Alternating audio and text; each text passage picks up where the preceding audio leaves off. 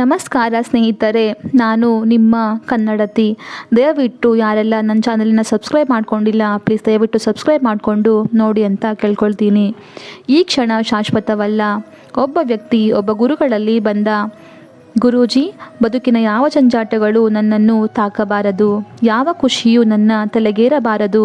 ಸದಾಕಾಲ ಸಮಚಿತ್ತದಿಂದ ಬದುಕಬೇಕೆಂದರೆ ಏನು ಮಾಡಬೇಕು ಎಂದು ಗುರುಗಳಲ್ಲಿ ಕೇಳಿಕೊಂಡ. ಆಗ ಗುರುಗಳು ಹೇಳಿದ, ತುಂಬ ಸುಲಭ. ಒಂದೇ ಒಂದು ಮಂತ್ರವನ್ನು ನೀನು ಸದಾ ನೆನಪಿನಲ್ಲಿಟ್ಟುಕೊಂಡರೆ ಸಾಕು.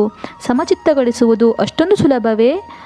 ಹಾಗಾದರೆ ಆ ಮಂತ್ರವನ್ನು ನನಗೆ ದಯಪಾಲಿಸಿ ಗುರುಗಳೇ ಎಂದು ಆ ವ್ಯಕ್ತಿ ಅವರಲ್ಲಿ ಕೇಳಿಕೊಂಡ. ಈ ಕ್ಷಣ ಶಾಶ್ವತವಲ್ಲ ಎನ್ನುತ್ತಾರೆ ಆ ಗುರುಗಳು. ಹಾಗೆಂದರೆ ಎಂದು ಆ ವ್ಯಕ್ತಿ ಗುರುಗಳಲ್ಲಿ ಕೇಳಿದ. ಈ ವಾಕ್ಯಕ್ಕೆ ಎಂಥ ಶಕ್ತಿ ಇದೆ ಗೊತ್ತೇ ನಿನಗೆ ಎಂದು ಗುರುಗಳು ಹೇಳುತ್ತಾರೆ. ಸಂತೋಷದಲ್ಲಿರುವವನಿಗೆ ಎಚ್ಚರಿಕೆಯನ್ನು, ದುಃಖದಲ್ಲಿರುವವನಿಗೆ ಸಮಾಧಾನವನ್ನು ಕೊಡುವ ಏಕೈಕ ವಾಕ್ಯ ಇದು.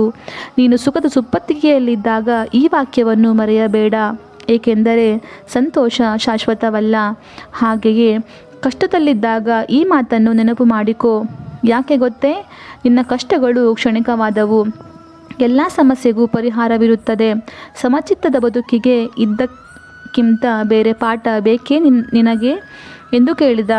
ಬದುಕೇ ಕ್ಷಣಿಕ ಎಂದ ಮೇಲೆ ಕಷ್ಟ ಸುಖಗಳು ಶಾಶ್ವತವೇ ಎಂದು ಹೇಳಿದರು.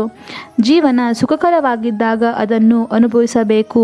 ಹಾಗೆಯೇ ಕಷ್ಟಗಳು ಎದುರಾದಾಗ ಭರವಸೆ ಕಳೆದುಕೊಳ್ಳಬಾರದು, ಸಮಾಧಾನ ಹೊಂದಬೇಕು ಎಂದು ಗುರುಗಳು ಆ ವ್ಯಕ್ತಿಯಲ್ಲಿ ಹೇಳಿದ. ಸ್ನೇಹಿತರೆ,